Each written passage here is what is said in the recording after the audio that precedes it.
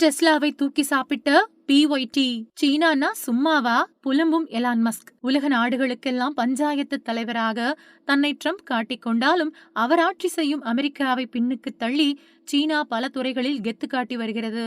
இப்போது ஆட்டோமொபைல் துறையிலும் அமெரிக்காவின் டெஸ்லா நிறுவனத்தை சீனாவின் பிஒய்டி பின்னுக்கு தள்ளியுள்ளது.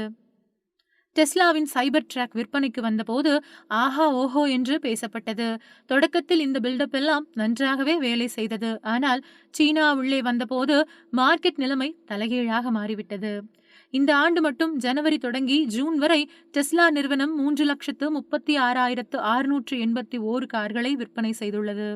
ஆனால் தலைவன் பிஒய்டி 4,16,388 கார்களை விற்பனை செய்திருக்கிறான்.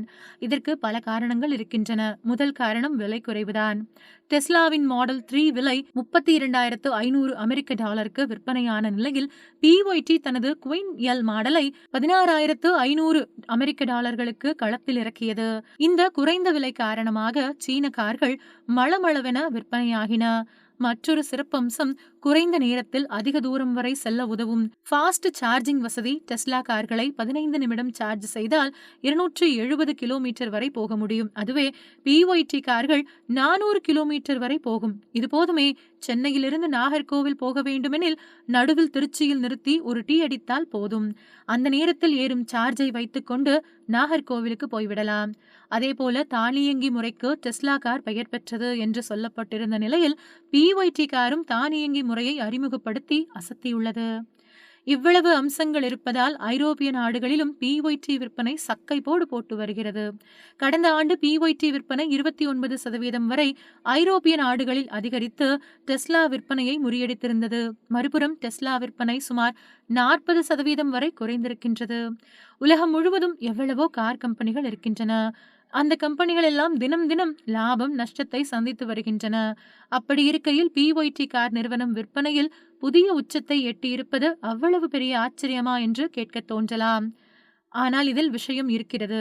அதாவது என்னதான் சீனாவின் எலக்ட்ரானிக் பொருட்கள் உலகம் முழுவதும் தவிர்க்க முடியாததாக இருந்தாலும் ஆட்டோமொபைல் என்றால் அமெரிக்க ஐரோப்பிய நாடுகள்தான்.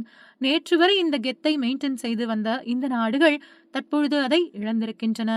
ஒரு ஆசிய நாடு உலகளவில் ஆட்டோமொபைல் துறையில் முன்னேறி வருவதெல்லாம் சாதாரண விஷயமில்லை. அந்த வகையில் சீனா தரமான சம்பவத்தை செய்திருக்கின்றது.